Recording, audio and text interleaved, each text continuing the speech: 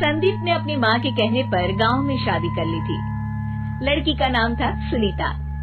माँ का कहना था एकदम मॉडर्न बहू नहीं होनी चाहिए, लेकिन उन्हें नहीं पता था कि गांव से आने वाली बहू सुंदर सुशील तो होगी और उसको गांव से बाहर भी निकाल लाएंगे, लेकिन उसके अंदर का गांव कैसे बाहर निकलेगा। शादी के कुछ दिन बाद, माँ टिफिन तो देना जरा। बेटा अब तो स्कूल नहीं ऑफिस जाता है, माँ से नहीं अपनी बीवी से टिफिन मांगा कर। ओके माँ। सुनीता टिफिन ले आओ। एक किलो टिफिन, इसके अंदर पिस्ता डाल दिया है। पिस्ता? पिस्ता क्यों? सास जी ने बोला था ना कि आपको पिस्ता बहुत पसंद है। ओहो, मैंने पिस्ता नहीं पास्ता बोला था, पास्ता। पास्ता? कहीं होता है पास्ता? अरे बेटी तू रहने दे, मैं बना दूंगी। अच्छा किया कि पाव भाजी बनाने का नहीं बोला, वरना किसी के पाव बना देती है। सुनीता को बुरा लगता है, लेकिन उसकी नादान हरकतें कम नहीं होती। ऐसे ही एक दिन, अरे तुमने ये क्या लगाया है? अरे आप वो फूस फूस करके लगाते हैं ना, वही। डियो? का दियो? किसको दियो? अरे वही ना जिससे खुशबू आती है। हाँ हाँ सही पकड़े हैं। अच्छा लेकर तो आना। कौन सा डियो लगाया तुमने? अभी लेकर आते हैं जी। संदीप की बात मानकर सुनीता अंदर से खुशबू वाला फुसफुस लेकर आती है। OMG! OMG मतलब ओ माय गणेश ना। अरे OMG छोड़ो, और ये खुशबू वाला फुसफुस की बात कर रही थी तुम? हाँ इसी की, फिर से सही पकड़े हैं। अरे देवी, लेकिन आप सही नहीं पकड़े हैं, ये डियो नहीं है। डियो नहीं है तो क्या लियो है?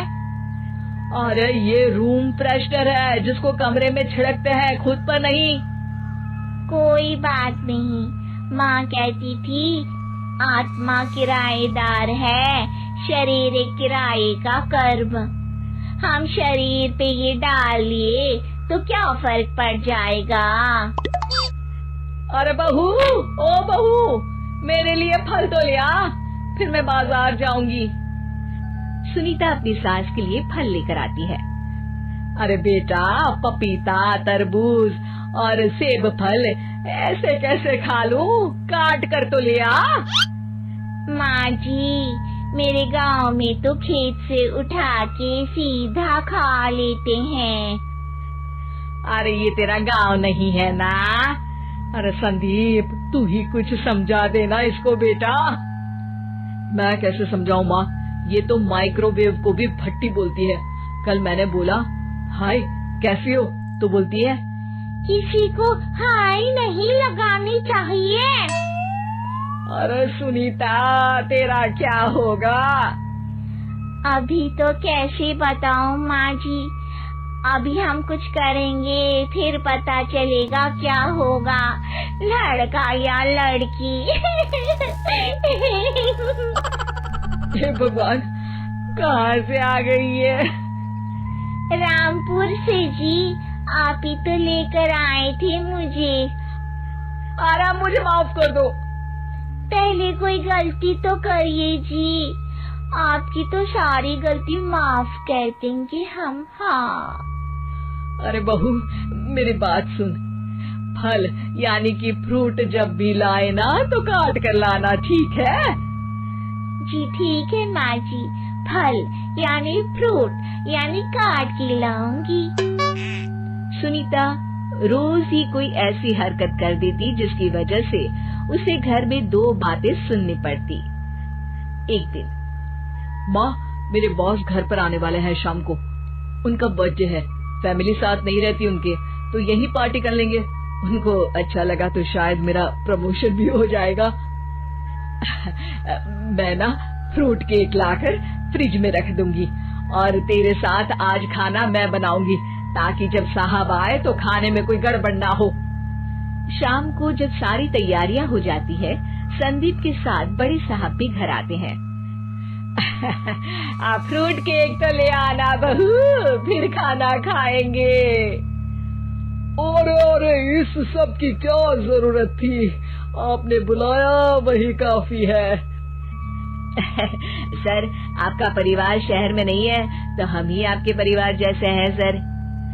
इतने में ही सुनीता फ्रूट केक लेकर आती है और बड़े साहब की टेबल पर रख देती है, और जैसे ही केक के ऊपर का बॉक्स हटाती है, ओह, ये क्या है?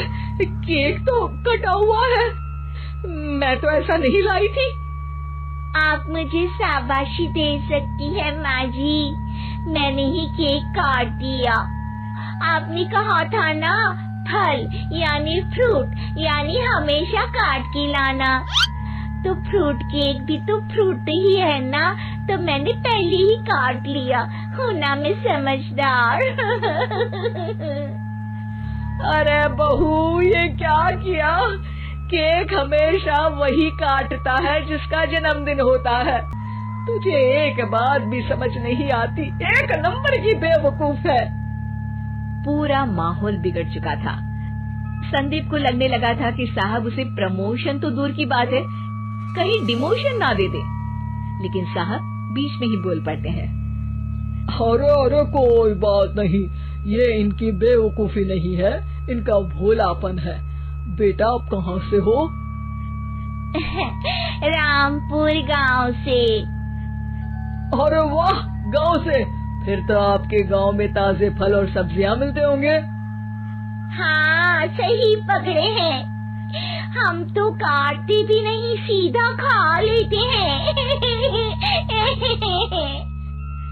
मैं ना एक बार तुम्हारे गांव घूमने जरूर चलूंगा। क्यों संदीप, ले चलोगे ना? मुझे गांव घूमना बहुत पसंद है। बस फिर क्या था, संदीप और सास दोनों खुश हो गए, क्योंकि साहब को सुनीता ने गांव की बात करके खुश कर दिया था। अब संदीप का प्रमोशन पक्का था। शिक्षा, कभी भी किसी भी गलती पर घबराना नहीं चाहिए। हो सकता है कि उस गलती की वजह से आगे बड़ा फायदा हो जाए।